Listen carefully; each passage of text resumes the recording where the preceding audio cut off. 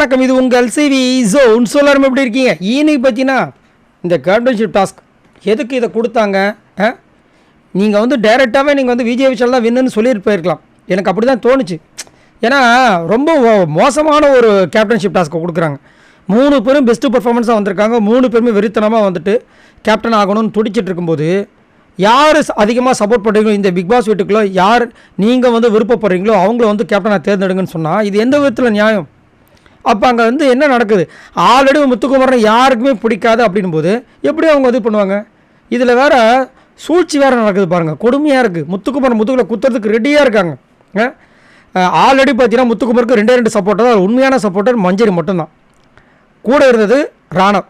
அந்த ராணவும் ஏன் வந்திருக்காருன்னு பார்த்தீங்கன்னா அவர் வந்ததே வந்துட்டு ஒரு பயங்கரமான பிளானிங்கோடு வந்திருக்காப்புல. அதே மாதிரி வெயிட் இப்போயே டிசைட் பண்ணிடலாம். நம்ம ஸ்டார்டிங்லேயே வந்து விஷால் இருக்குது. ஏன்னா கூட அன்ஷிதா இருக்காங்க, அருண் இருக்கார், ஜெஃப்ரி இருக்கார், அதுக்கப்புறம் ஜாம்பவன் மாதிரி இருக்கிற ரஞ்சித் சார் இருக்கார். ஜாக்லினுக்கு பார்த்தீங்கன்னா ரயானு, அதுக்கப்புறம் சௌந்தர்யா, தீபக். இப்போ இதுலேயே நம்மளுக்கு நிர்ணயம் ஆகிடுச்சு. இப்போ ஒன்று இதில் இன்னும் ஒரு காமெடினா ராணுவும் வந்துட்டு விஷால் பக்கம் போகிறதுக்கு ஒரு பெரிய பிளானை போட்டு போயிருக்காரு முத்துவோட டீமுக்கு. ஸோ எல்லாமே பயங்கரமான பிளான் முத்துவை சாய்க்கிறதுக்கு. ஏன் அப்படி இருக்கீங்கன்னு எனக்கு சத்தியமாக புரியல. பரவாயில்ல, ஒன்றும் பிரச்சனை இல்லை. இது எல்லாமே அப்படியே ஓட்டாக தான் கன்வெர்ட் ஆக போகுது. ஆனால் ரொம்ப ஒரு மாதிரி மன உளைச்சல் ஆகி போச்சு. இப்படி வந்துட்டு ஏமாத்துறாங்களே அப்படின்ட்டு. அதுவும் அந்த டாஸ்க் முடிஞ்சதுக்கப்புறமா முத்து மேலே தான் எல்லாருமே பழிய போடுறாங்க. ஆனால் இது பிளானே வேறு. என்னென்னா அந்த டாஸ்க் அனௌன்ஸ் பண்ணும்போது ராணுவ வந்து விஜய் விஷால்கிட்ட பேசியிருக்காப்புல போல், நான் நடுவில் கூட சேஞ்ச் பண்ணலாம் டிசிஷன் அப்படின்னு. ஏன்னா முன்னாடியே போய் நின்றுட்டா இவர் தான் வின்னர்ன்ற விஷயங்கள் தெரிஞ்சிடும், விஜய் விஷால் தான் வின்னர்னு. அதனால் ராணுவ என்ன பண்ணுற ஒரு ஐடியாவாக முத்துக்குமரன் பக்கம் நிற்கிறாப்புல. அப்புறமா இங்கே வந்துட்டு விஜய் விஷால் வந்து ஜெஃப்ரி கிட்ட பேசும்போது தான் தெரியுது ராணுவ எப்படி இருந்தாலும் கடைசியில் நம்ம பக்கம் வந்துடுவான்னு முன்னாடியே சொல்லிட்டார். அதை தான் வந்து இந்த கேப்டன்ஷிப் டாஸ்கில் ராணுவ பண்ணுறாப்புல. நான் கூட என்ன நினச்சேன், ப்ரொமோ வச்சு பார்க்கும்போது ராணுவ வந்துட்டு கடைசியாக வந்து ஒரு இதை பண்ணணும், ஒரு கேமில் சுவாரஸ்யம் பண்ணணும்னு நினச்சார் அப்படின்னு நினச்சேன். பட் அந்த மாதிரி ஒரு விஷயம் நடந்திருக்கு.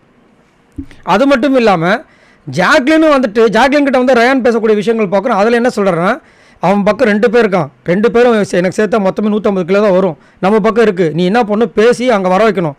ராணாவை ஈஸியாக நீ பேசி குழப்பிடலாம். ஆனால் மஞ்சரியை வந்துட்டு நீ பேசவே முடியாது. ஃபஸ்ட்டு முத்துக்குமரன் வந்து ராணாவை போய் சேர்த்துட்டானா உனக்கு ரொம்ப கஷ்டம், மஞ்சரியை வந்து பிரெயின் வாஷ் பண்ணவே முடியாது அப்படின்னு இங்கே சொல்லிவிட்டு அந்த டாஸ்க் முடிஞ்சதுக்கப்புறமா நீ ஏன்டா போயிட்டு ராணாவை ஃபஸ்ட்டே சேர்க்கலன்னு முத்துக்குமரன் மேலேயே பழிய போடுறாங்க. எப்படி சூப்பராக இருக்குல்ல? அதாவது அது நடக்கக்கூடாதுன்னு வேண்டிக்கிறது அவங்க தான். அதே மாதிரி விஷயங்கள் நடந்ததுக்கப்புறம் நீ ஏன்டா அதை பண்ணல, நீ போட்ட டீலே தப்பு அப்படின்னு ஒரு மேலே பழிய போட்டாங்க. சூப்பர், நல்லா சேர்ந்து குத்துங்க. எல்லா குத்துக்கும் சேர்த்து வந்து ஓட்டம் வந்து முத்துக்குமரன் குத்துவாங்க. இதுதான் என்னோடய கருத்து. சரி, நீங்கள் உங்களோட கருத்து சொல்லுங்கள். இங்கே வந்துட்டு பிக் பாஸும் முதுகில் குத்தியாச்சு, உள்ளே இருக்கிற கண்டஸ்டன்ஸும் முதுகில் குத்திட்டாங்க. ஆனால் கூட சப்போர்ட் பண்ணுறான்னு சொல்லிட்டு ஒருத்தர் வந்து குத்துன, அதான் சரியான குத்து. சரி, உங்களோட கருத்து சொல்லுங்கள். பாய் நண்பர்களே.